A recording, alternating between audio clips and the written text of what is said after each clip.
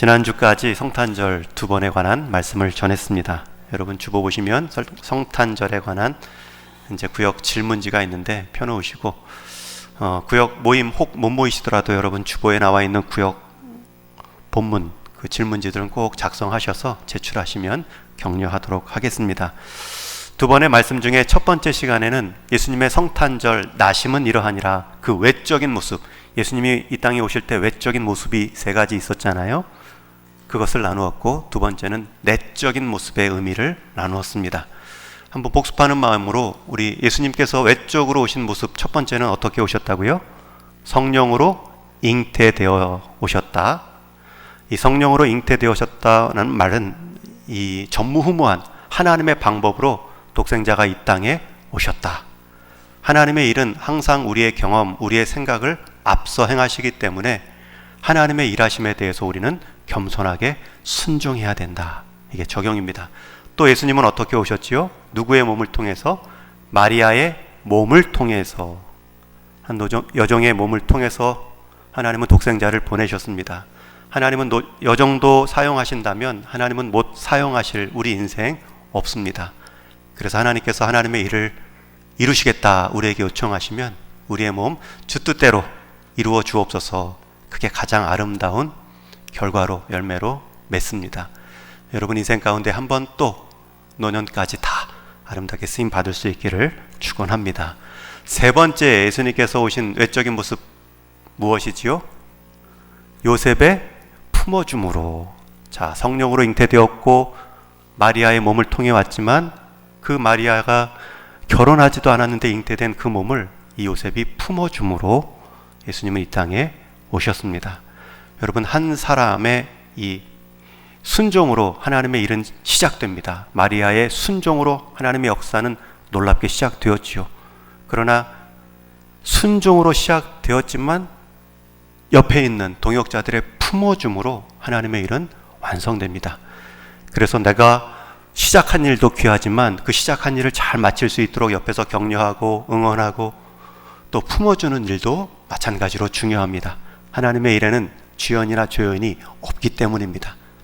저와 여러분들 이 외적인 모습 가운데 하나님의 일하심에 대해서 겸손하고 또 나 같은 사람도 쓰실 수 있다는 그 부르심에 순종하시고 또 하나님께서 이루실 때 그 한 사람, 주변에 있는 그 한 사람을 잘 위로하고 품어주는 우리 동일의 성도님 되기를 축원합니다. 이제 내적인 의미 세 가지를 살핍니다. 지난주 나눈 말씀인데 우리 질문지를 보고 복습하겠습니다. 1번 질문 같이 읽습니다. 시작. 성도로서 마땅히 품어야 할 마음은 무엇입니까? 5절에 누구의 마음을 품으라고요? 예수 그리스도의 마음을 품으라. 여러분, 그 마음을 품을 수 있도록 예수님께서 우리에게 오셨습니다. 그래서 그 마음을, 세 가지 마음을 우리가 품는 것이 예수님의 이 땅에 오신 내적 의미라고 말할 수 있습니다. 2번 질문 같이 읽습니다. 시작.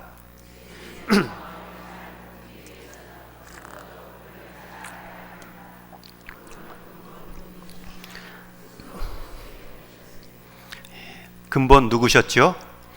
하나님의 본체시다. 그러나 그 하나님의 본체됨을 어떻게 여기셨다고요?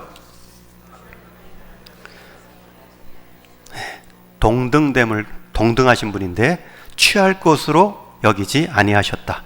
여기서 제가 두 가지 단어를 강조했습니다. 첫 번째는 본체, 이 헬라어로 몰페, 이 틀이라는, 그래서 붕어빵 얘기도 했죠. 틀.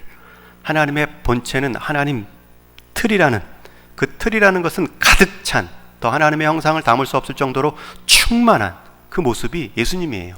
곧 하나님이십니다. 그분이 그냥 오신 거예요. 근데 그분이 하나님과 동등됨을 취할 것으로 여기지 아니했다. 여기서 또 취하다라는 표현, 여기서 취하다는 것은 마땅히 누릴 수 있는 이라는 뜻입니다. 마땅히 주장하여서 그 누구도 뺏을 수 없는 그 권리를 말하는데 그것을 다 내려놓으셨다는 거예요. 당연히 예수님은 하나님으로서 동등한 권리를, 마땅한 주장을 할 수 있지만 다 내려놓으셨습니다. 어느 모습까지 내려놓으셨습니까? 이어지는 말씀에 보면 오히려 자기를 비워 종의 형체를 가지사 사람들과 같이 되셨고, 여기서 말하는 또 형체도 앞에 나온 본체랑 같은 단어라 그랬죠. 하나님의 본체가 종의 본체로 오셨어요. 이게 얼마나 놀라운 일인지 모릅니다. 그래서 첫 번째, 예수님께서 우리에게 오신 그 내적인 모습은 낮아지심입니다. 그래서 너희는 이 마음을 품으라 할 때 우리는 낮아지는 마음을 품어야 합니다. 하나님은 구원의 역사의 첫 번째 모습을 낮아지심으로 시작하셨습니다. 우리 사람이 낮아지면 얼마나 낮아지겠습니까? 우리가 뭐 개미가 될 수 있는 것도 아니고 하나님은 그 정도까지 우리를 낮추시지도 않으시지요. 그러나 하나님 본체가 종의 본체까지 낮아지심으로 우리에게 그 낮아짐을 본받으라, 배우라 말씀합니다. 한번 따라해 주십시오. 낮아지심. 꼭 기억하십시오. 예수님의 첫 번째 마음, 낮아지심입니다. 두 번째, 마음 품기 전에 우리 나눔 1번 같이 한번 읽겠습니다. 시작. 성도는 그리스도의 죽으심과 부활하심에 함께 참여함으로 새로운 존재, 그리스도의 몸, 새로운 마음, 그리스도의 마음을 갖게 되었습니다. 그분께서 우리에게 찾아오실 때 가지신 첫 번째 마음은 내어주심입니다. 하나님의 본체시나 그 존재를 내어주시고 종의 형체를 입으셨습니다. 성탄의 의미는 그분의 내어주심을 깊이 묵상하며 감사하는 것입니다. 첫 번째 마음은 낮아지심이고요. 두 번째가 내어주심입니다. 우리 3번 질문으로 내어주심의 의미를 살핍니다. 시작. 예수님은 이 땅에 오실 때 자기를 비워 하나님의 보좌를 내어주셨을 뿐만 아니라 누구의 모양까지 낮추셨고 무엇에 이르기까지 복종하셨습니까? 누구의 모양까지요? 사람의 모양, 사람이 되셨다는 거예요. 또 무엇에 이르기까지요? 죽기까지, 십자가에서 죽기까지 복종하셨습니다. 여기에 내어주심과 십자가의 죽으심과 부활하심으로 세 번째 지속하심이 나옵니다. 먼저 내어주심입니다. 이 내어주심은 앞에 낮아지심과 연결되어 있습니다. 왜 하나님의 본체가 사람의 모양, 종의 본체로 오셔야 했는가? 이것은 우리를 위해 자기 몸을 내어주시기 위함입니다. 예수님께서 사람같이 되시고 사람의 모양으로 나타나신 이유는 사람의 자리에서만 하실 수 있는 그 일을 하심으로 우리를 구원하시기 위함이셨습니다. 그렇게 사람이 되셔서만 하실 수 있는 그 일이 무엇이지요? 8절 하반절에 곧 십자가에 죽으심이라. 여러분, 하나님은 죽을 수가 없지요. 그러나 사람의 몸을 입으시고 그 생명을 우리를 위해 죽으심으로 우리를 위한 대속, 대신 값을 치르시는 죽음을 감당해 주셨습니다. 예수님이 사람으로 오신 이유는 참 역설적이지만 죽기 위함입니다. 그 생명을 우리에게 내어주시고자 생명을 입고 오셨습니다. 그리고 세 번째 의미는 지속하심입니다. 예수님께서 이 땅에 내려오실 정도로 자신을 낮추신 이유는 우리를 만나시고 구원하시기 위함인데, 그것이 한순간의 누림이 아니라 영원히 누릴 수 있는 그 모습을 주시기 위해 부활하셨지요. 우리 9절 말씀 여러분 성경 보시고 한번 같이 읽겠습니다. 시작. 이러므로 하나님이 그를 지극히 높여 모든 이름 위에 뛰어난 이름을 주사. 여러분의 모습, 또 여러분의 상황, 또 여러분의 처한 어떠한 자리이든지 간에 하나님께서는 우리에게 영원히 누릴 수 있는 그 구원의 기쁨을 주셨습니다. 그분의 이름을 가장 높은 곳에, 또 그분의 권세를 가장 큰 자리에 세워놓으심으로 우리는 그분을 믿는 믿음으로 끝까지 그 자리를 누릴 수 있습니다. 이제 말씀을 적용하며 마무리합니다. 여러분, 예수님께서 이 땅에 오신 성탄의 내적 의미는 세 가지입니다. 첫 번째는 낮아지심, 두 번째는 내어주심, 세 번째는 지속하심. 이 지속하심의 모습은 하나님이 사람이 되셨다는 것도 놀랍지만 그 사람이 된 모습에는 하나님의 본체가 있습니다. 그게 부활로 그냥 드러났을 뿐이에요. 그래서 그 하나님이 우리를 위해서 그 모든 일을 행하셨다는 것, 저와 여러분 계속해서 영원까지 누릴 만한 지속적인 사건이 되었다. 그래서 내려오심은 하나님의 방법이기 때문에 우리의 모든 행함, 예수님을 닮아가는 저와 여러분의 모든 행함의 첫 모습은 나보다 남을 낮게 여기는 낮아짐이 필요합니다. 그리고 낮아짐의 가장 근본적인 그 첫 번째 적용은 내 중심에서 상대 중심에 서서 한번 보십시오. 나보다 남을 낮게 여기는데 항상 내 주장하기 전에 상대 주장을 잘 한번 들어봐 주십시오. 예수님은 우리 입장에 섰을 뿐만 아니라 그냥 우리가 되셨습니다. 그 연약함을 다 받으셨습니다. 그리고 자신의 온전함으로 다 대신 갚아 주셨습니다. 그게 낮아지심의 의미이고 우리의 모습이 되어야 합니다. 두 번째는 내어주심입니다.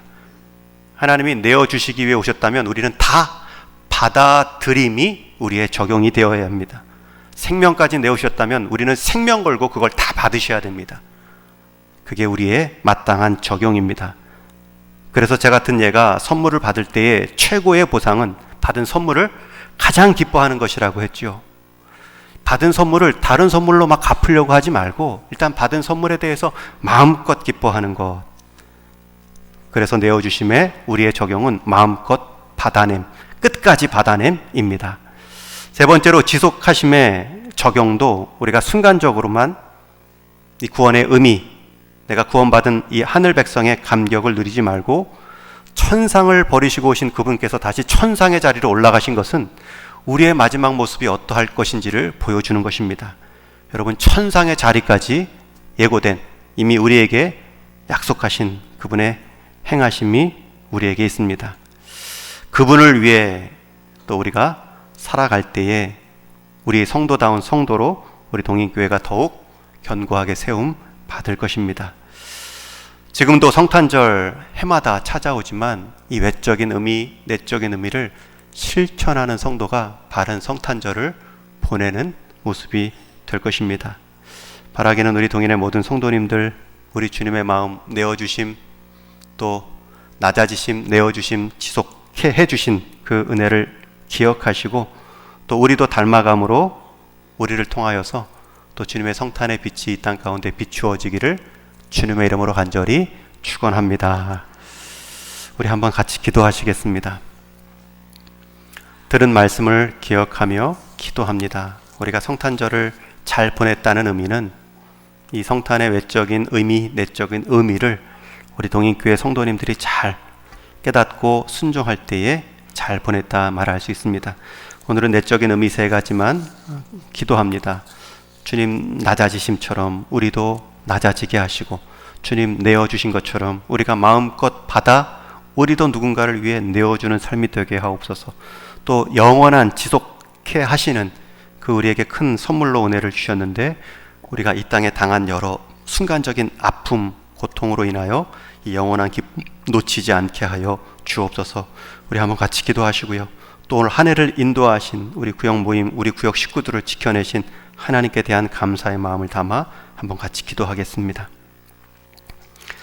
하나님 아버지, 우리 동인의 모든 성도님들 한 해를 지키셨고 또 새해를 준비하며 또 말씀으로 또 그 말씀 따라 살아가는 이 공동체의 모습으로 서로를 격려하고 위로하며 함께 세워가게 하시니 감사를 드립니다. 오늘 우리에게 또 이 성탄의 기쁨을 주셨는데 외적인 세상 흥겨움으로 우리가 성탄의 의미를 이해하고 받는 것이 아니라 주님께서 우리를 찾아오신 그 모습, 그 방법대로 낮아지고 내어주고 또 부활하심으로 인한 지속해 하심의 그 은혜가 하나님 우리 가운데 가장 큰 기쁨의 이유요, 또 서로를 위해 기도하는 가장 큰 기도의 제목이 되게 하여 주옵소서. 우리를 통하여서 우리 하나님 이루실 그 일들이 하나도 막힘없이 이루어지는 내년 새해가 되게 하여 주옵소서. 하나님 아버지 감사합니다. 그 아들의 귀한 내어주심, 낮아지심, 또 은혜로 우리의 영원한 기쁨을 지속해 하심으로 인해 오늘 우리가 이 자리에 서고 하늘 백성 되게 하셨으니 다른 어떤 성탄의 의미와 적용보다도 주님 닮아가는 그 마음 품어감으로 우리 인생도 낮아짐으로 내어줌으로 주님의 은혜로 계속 기뻐하는 지속해 함으로 우리 성도들을, 우리 동인교회를 부흥케 하는 우리 견고한 우리 모든 동인의 성도들 다 되게 하여 주옵소서. 한 해를 인도함 받았는데 내년 한 해도 우리 하나님께 겸손히 의탁합니다.